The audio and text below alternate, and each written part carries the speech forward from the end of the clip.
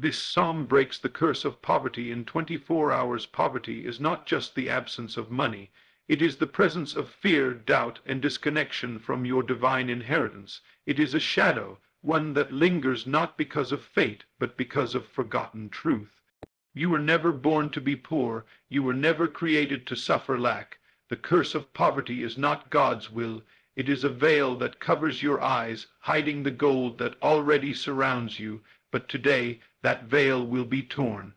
There is a psalm ancient, encoded, vibrating with creative power, that was never meant to be read passively. It is a divine formula, a spiritual technology, given not just to comfort the soul, but to reprogram it. When spoken in faith and felt in depth, this psalm does not just request abundance, it awakens it. In the secret place of consciousness, it rearranges the world around you to reflect a new truth: you lack nothing.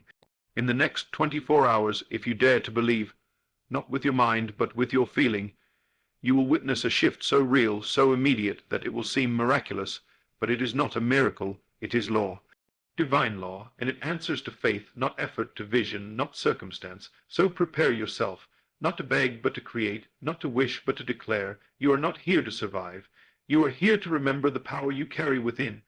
This psalm is your key, and today the door to overflow swings open. The psalm is not just a prayer, it is a spiritual technology. Many people read the psalms as if they are mere poetry, beautiful, ancient, and comforting. And while the words may soothe the surface of the soul, their deeper power often goes untouched. For those who only recite them without revelation, they remain powerless. But for the awakened soul, for the one who dares to look beneath the veil, the psalm becomes something altogether different. It becomes a spiritual technology, a mechanism of transformation designed not to beg for change, but to cause it. You must understand, this psalm does not wait for external permission to move.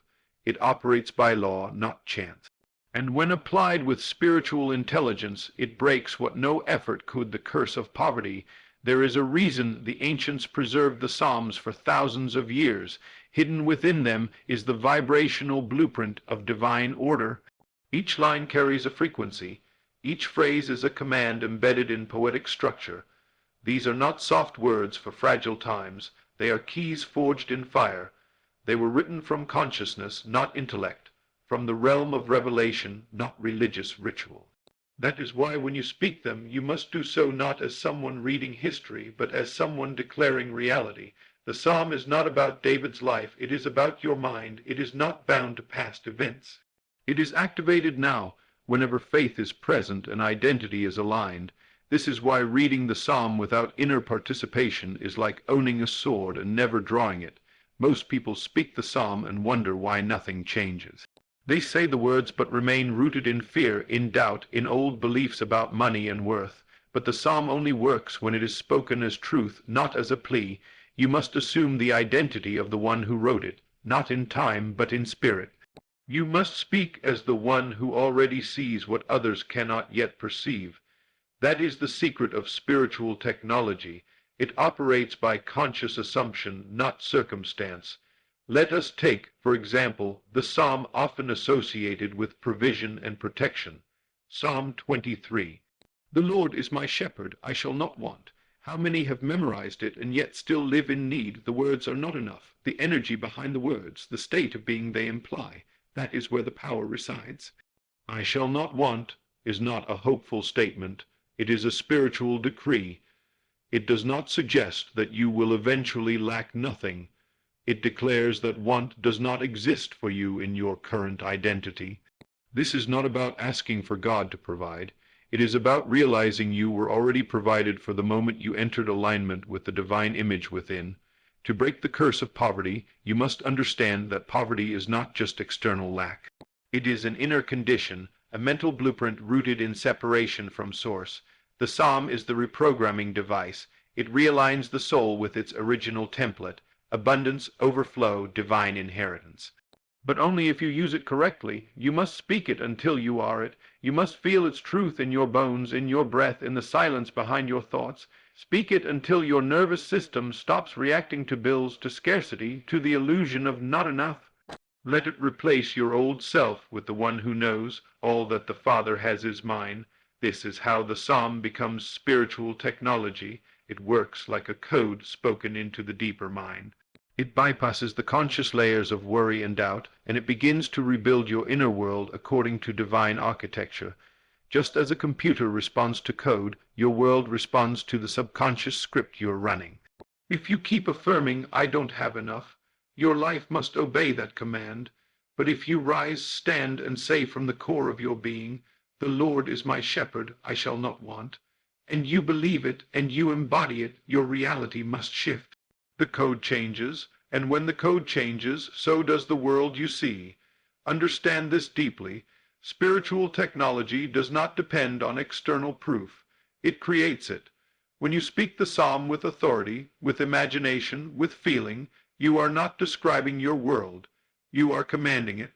You are stepping into the role of creator. You are moving from reaction to conscious causation. The psalm is not the cry of the weak. It is the song of the awakened. It says, "Though I walk through the valley of the shadow of death, I will fear no evil." That is not optimism. That is dominion. That is the inner man taking his throne. This is why you cannot afford to recite the psalm out of habit or ritual. Each word must be alive. Each verse must be treated like a seed. Speak it over your bank account, your wallet, your mind, your relationships. Speak it when fear tries to rise. Speak it until the spiritual law it contains becomes your natural state. Because what you feel consistently, you manifest, and what you assume deeply, you create. Poverty cannot survive in the consciousness of divine abundance. And this psalm was given to awaken that consciousness in you. Remember this: God never gave you a psalm to calm you down. He gave it to you to wake you up, to remind you that you are not a victim of lack, but a vessel of light. That you are not a slave to money, but a master of energy. That you are not cursed. You are crowned, and the moment you speak this psalm from that place of inner knowing, the curse of poverty begins to dissolve. The walls crack, the chains break, and wealth, which was always circling your life, now has a path to enter. So do not wait another day to use what has already been given. The psalm is your spiritual instrument. It is more powerful than begging, more precise than strategy. It is the divine sound that realigns your world. Take it, speak it, feel it, and know this truth. When you declare divine abundance with faith, the curse of poverty cannot stand. The psalm was never a whisper, it was always a roar. Poverty is a mental state first, a physical condition second. Look around you, and you will see that wealth and poverty do not always follow logic. There are those with no education who walk in riches, and there are scholars who cannot pay their bills. There are those born in humble places who rise to greatness, and others born into privilege who descend into despair. The common thread that shapes these outcomes is not the hand of fate, but the state of mind. Poverty is never first external. It is born and maintained in consciousness. The physical condition merely reflects what the inner man has accepted as true. The world you see is a mirror, not a master. It cannot dictate your reality. It only reflects it. Most people look at their lack and say, "This is why I feel poor." But the truth is inverted. It is because you feel poor that lack continues to manifest. The root is always internal. Until you shift the mental state, no amount of hard work or strategy will produce lasting abundance. A man may receive money by chance, but if his inner state remains rooted in fear, guilt, or unworthiness, he will sabotage it, lose it, or never enjoy it. The curse of poverty is not the absence of money. It is the presence of an invisible belief: I do not deserve to prosper. Let this truth pierce through. You do not attract what you want. You attract what you are. You can desire wealth all day long, but if the seed of your consciousness still carries the vibration of lack, your desire becomes powerless. It becomes a distant dream rather than a present reality. Your outer world cannot exceed the image you hold within, and this is where the psalm comes in, not as mere comfort, but as a tool to change your inner condition. When the psalm declares, "I shall not want," it is not offering a wish, it is planting a mental position. It's a state that says, "I am already sustained." That's why the words must move from your mouth into your imagination. You must picture yourself in abundance, not someday, but now. You must rehearse wealth in the theater of your mind until the subconscious accepts it as normal. That's how transformation happens, not by effort, but by inner shift. The moment you believe you are no longer poor, the external world starts organizing around that new vibration. This is why poverty is so persistent, not because it is strong, but because the belief in it is unquestioned. People say, this is just how life is. Money is hard to come by. I was born into this. And so they remain bound, not by the system, not by God, but by beliefs they've never challenged. The curse of poverty is passed down not through bloodlines, but through ideas. You inherit your father's fears, you carry your mother's doubts, and until you break the internal cycle, the external story keeps repeating. That's why the psalm is not just to be recited, it is to be embodied. It is to confront every lie you inherited about money and self, worth, and replace it with truth spoken in power. Consider how children operate. They don't worry about bills or budgets. They don't fear running out. They simply assume that what they need will appear, and somehow it often does. Why? Because their state is still pure. Their mind has not yet been trained into fear, and that's why the scriptures speak of returning to a childlike faith. To be childlike is not to be naive, it is to live from the assumption of trust. The psalm leads you there not just to trust in God, but to trust the divine life within you. To break the curse of poverty, you must step out of mental slavery. You must stop repeating phrases like, money doesn't grow on trees, or life is hard, or there's never enough. Every time you say such things, you carve them deeper into your subconscious. Your words are seeds. And the psalm teaches you how to plant better ones. When you say, he makes me lie down in green pastures, you are not just picturing a grassy field. You are affirming a state of rest in abundance, a condition where supply is natural and unforced. But to enter this mental state, you must confront your old identity, the one who believed he had to struggle, the one who defined himself by his job, his debt, his past. That version of you must die. Not physically, but spiritually. The inner man must be reborn, and he is reborn when the truth takes root. You are not poor, you are powerful. You are not a beggar, you are a creator. You are not waiting on provision. You are the channel through which provision flows. What you mentally accept becomes your world. This is the law, not a religious doctrine, but a universal principle. The psalm is a divine affirmation of this law. It is not begging God for change, it is declaring your unity with divine provision. When you say, my cup runneth over, you are not just hoping for financial blessings. You are establishing the mental image of overflow, of more than enough, of divine surplus. And the moment that image is accepted in your consciousness, the process of manifestation begins. Let us be clear, this transformation does not require time. It requires truth fully accepted.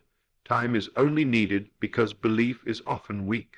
But if today you accept deeply and emotionally the truth that your poverty is an illusion created by belief, and that belief can be rewritten, then change begins now. The psalm is your tool. It is a script that replaces old programming. Use it daily. Use it when fear arises. Use it when doubt creeps in. Speak it until the state of abundance becomes your resting place. You are not cursed. You are conditioned. And what has been conditioned can be reconditioned. You are not stuck, you are asleep, and the psalm is your awakening. It reminds you that divine supply is not external. It flows from the Spirit within. The kingdom of God is not in the economy, not in the government, not in a paycheck. It is within you, and the moment you believe this, not as a theory, but as a felt experience, your outer world must conform. So stop looking at your current bank balance as the final authority. Stop interpreting your worth based on what you wear, where you live, or how others see you. Go within, sit with the psalm, feel its truth, speak its lines until your inner conversation shifts from fear to faith. Poverty cannot live in the same house as divine identity. Choose one. When you choose the psalm, you choose life. You choose power. You choose the end of the curse. Feeling is the secret. You must enter the emotion of fulfilled wealth. Words are powerful, but they are powerless when spoken without feeling. The mistake many make is thinking that merely quoting scripture, reciting affirmations, or repeating prayers will change their life. But unless the words touch the deep waters of emotion, they return void. Feeling is the secret. Feeling is what impresses the subconscious, and the subconscious is the womb of reality. It births into form what has been planted within it. If you want to break the curse of poverty in your life, you must do more than speak wealth. You must feel it. Most people feel poor even when they try to speak prosperity.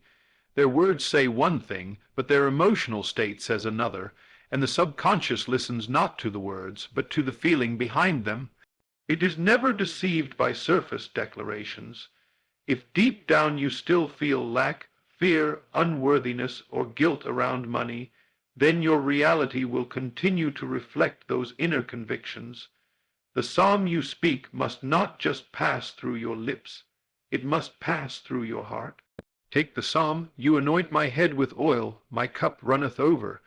You can read this verse 10 times, 100 times, and yet still feel empty inside if you do not allow it to awaken a state of overflow within you. What does it feel like to live in such a way that your cup runs over?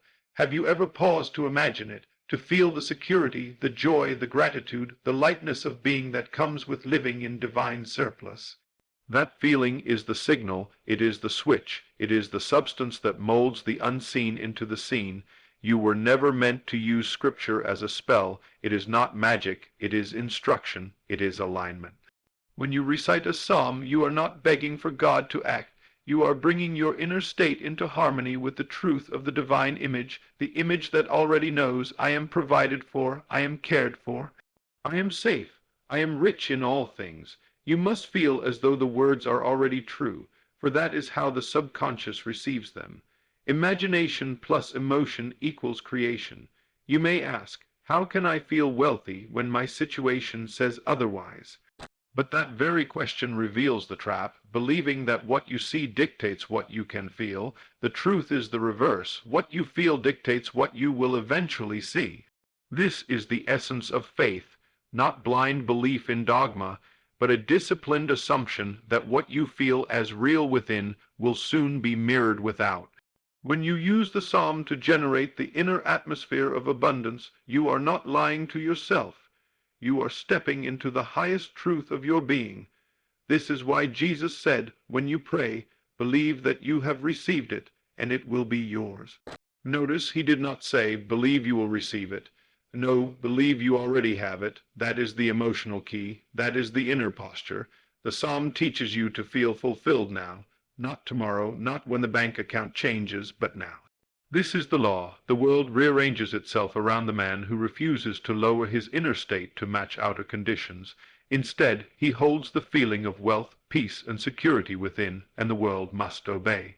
Consider the shepherd in Psalm 23, "The Lord is my shepherd, I shall not want." What feeling does that produce when truly absorbed? Safety, guidance, provision, rest. Imagine being in a field, nothing lacking, nothing missing, fully protected and completely supplied. Let that vision swell inside you. Let it rise from thought to feeling. Dwell in it, not as a fantasy, but as a present experience. When the mind dwells in such a state persistently, the subconscious begins to work, unseen and unstoppable, to bring that state into physical reality. Most people allow the outside world to tell them how to feel. They see unpaid bills and feel fear. They see bank statements and feel shame. They see others prosper and feel small. But the one who understands the secret of feeling reverses the flow. He tells his body how to feel, regardless of the outer world. He speaks the psalm and lets it build a new emotional home. He lives from the inside out, not the outside in. This inner mastery is not reserved for saints or mystics. It is available to anyone willing to take dominion over their emotions and imagination.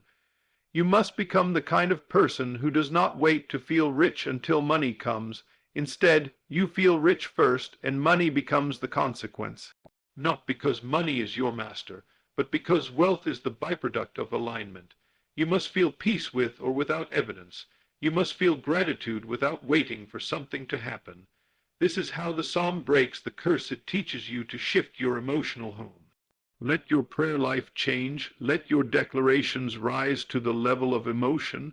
When you say, "Surely goodness and mercy shall follow me all the days of my life," pause and feel what that means, not just mentally but viscerally. Let it wash over you like sunlight. Let it dissolve the shadows of fear and struggle. Let that become your new baseline, because when your emotional center shifts, your spiritual gravity changes, and you begin attracting not from need but from wholeness. Here is the truth that will unlock your breakthrough. You already possess what you seek, but you must feel it to see it. The feeling is the bridge between the invisible and the visible. The psalm is the tool, but the feeling is the activator. Speak the words with conviction, but more than that, enter the emotional world the words describe. The curse of poverty has no power over a man who dwells in the feeling of divine abundance. It cannot live in the same frequency. So what must you do now? Practice the feeling daily, quietly. Let it become a spiritual discipline. Close your eyes and picture yourself already in the life you desire, not wishing for it, dwelling in it. Use all your senses. Smell the air, feel the fabric of your clothes, hear the sounds of peace. Let that world become more real to you than what your physical eyes currently see. Then open your Bible. Read the psalm, not as history, but as a present tense statement of your spiritual identity, and let your heart agree. The world will tell you to hustle, to chase, to grind, but the Spirit says, rest. Feel, assume, receive. This is not passivity, this is divine strategy. Creation begins with the inner atmosphere. The psalm helps you build it, and when it is complete within, it cannot help but express itself without. The curse is not lifted by striving, but by feeling your way back into truth. The truth that you are already blessed, already rich, already free. You do not need to earn this. You only need to feel it long enough to believe it. And the moment you do, the curse of poverty begins to dissolve. Not slowly, but instantly, from within. The subconscious responds to repetition. Why you must declare the psalm daily. The secret chamber of transformation is not found in striving, nor in pleading, but in repetition soaked in belief. Your subconscious mind is not moved by noise or urgency. It is moved by persistent assumption, by the quiet rhythm of a truth heard again and again until it becomes part of your being. If you desire to break the curse of poverty, you must do more than speak the psalm once in desperation. You must return to it daily, as a gardener returns to water his seed, not because the seed is weak, but because the ground needs to receive it repeatedly. Your current life is a harvest of past repetitions. Every belief you now carry, whether it empowers you or enslaves you, was formed through repetition. You did not come into the world believing you were poor, inadequate, or destined to struggle. These ideas were whispered into your consciousness again and again, through words, experiences, and emotions, until your inner soil accepted them as truth. Poverty, then, is not merely a condition of the wallet. It is a learned identity. And what has been learned can be unlearned. What was programmed can be reprogrammed. This is why the psalm must become your daily practice, not a religious duty, but a subconscious strategy. It must not be treated as a one-time declaration, but as a daily infusion of divine truth. When you say, "The Lord is my shepherd, I shall not want," you are not making a request. You are rewriting a script that your subconscious has played on repeat for years. I never have enough. I always fall short. Money is hard to come by. These old affirmations did not become your reality overnight. They were installed through repetition, and so must be dismantled the same way. The subconscious mind is like fertile soil. It does not care what kind of seed you plant. Whether it's weeds or wheat, it will grow what you repeatedly sow, and for most, the seeds of lack have been planted through years of unconscious affirmation. I can't afford that. We don't have the money. That's too expensive. These words seem innocent, but each one is a command to the subconscious. Each one reinforces the vibration of scarcity. The psalm, then, is your new language. It is your sacred counter-programming. It is heaven's language, spoken through your voice into the core of your identity. Why daily? Because consciousness must be persistently impressed before it expresses. It is not enough to feel inspired once. The power of the psalm is not in its novelty. It is in its consistency. Just as a river carves a canyon through steady pressure, so your repetition of divine truth carves a new inner reality. You must keep returning to the psalm until its truth is no longer something you visit. It becomes where you live. That is when the shift happens. That is when poverty begins to unravel, not from your bank account, but from your identity. Most people quit too soon. They speak the words once, maybe twice, and when their situation doesn't change immediately, they retreat back to their familiar despair. But they misunderstand the process. The subconscious is not changed by loud emotion. It is changed by steady rhythm. Like a drumbeat that trains the dancer, repetition trains your internal world to move to a new melody. And as your inner world changes, your outer reality must follow. Remember, the subconscious does not understand someday. It responds only to what you repeatedly affirm as true now. When you say the psalm daily, you are not waiting on God to move. You are allowing your mind to move into alignment with the truth that God has already moved. You are claiming that divine provision is present, not pending. And over time, this becomes your normal, and once it becomes normal internally, life has no choice but to reflect it externally. Let us be very practical. How do you use the psalm as a tool of repetition? Morning and evening declaration. Begin and end your day by reciting the psalm aloud, not as a duty, but as a declaration. Let each word carry emotion. Feel the safety, feel the peace, feel the provision. Write it daily. Put pen to paper and write the psalm in your journal or on a card. As you write, visualize what the words mean. Let them become alive to you. This act reinforces the truth in both your conscious and subconscious mind. Record and listen. Record yourself reading the psalm in your own voice. Play it during the day, especially during tasks that require no mental effort. Driving, walking, or before bed, your own voice is powerful. The subconscious hears it as authoritative. Meditate on one line each day. Take one line and meditate on it for 10 minutes. Let's say, He leads me beside still waters. Close your eyes and picture yourself being led, safe, cared for, unhurried. Let the scene unfold in your imagination until the feeling becomes real. This is not a formula. It is a discipline of alignment, and like all disciplines, it works through accumulated impact. The first time you speak the psalm, your old beliefs may rise in rebellion. This isn't true. They'll say, nothing's changing. But do not be deceived. Every declaration is working below the surface. Every repetition is softening the old pattern and installing the new one. The breakthrough is not in the dramatic. It is in the persistent. The ancient truth remains. Faith comes by hearing, and not just hearing once, but hearing again and again. Every time you speak the psalm, you are hearing the sound of abundance, provision, rest, and overflow. And the more you hear it, the more your faith rises, not in wishful thinking, but in the felt experience of a new reality. Your inner world begins to believe, not just with the mind, but with the spirit. And soon, without effort, you will begin to act differently. You will walk with greater confidence. You will make decisions not from fear, but from wisdom. Opportunities will begin to arise, not magically, but magnetically. For you have changed your signal. You are no longer broadcasting lack. You are vibrating in alignment with abundance. This is the secret of daily repetition. It does not just change what you say, it changes what you are.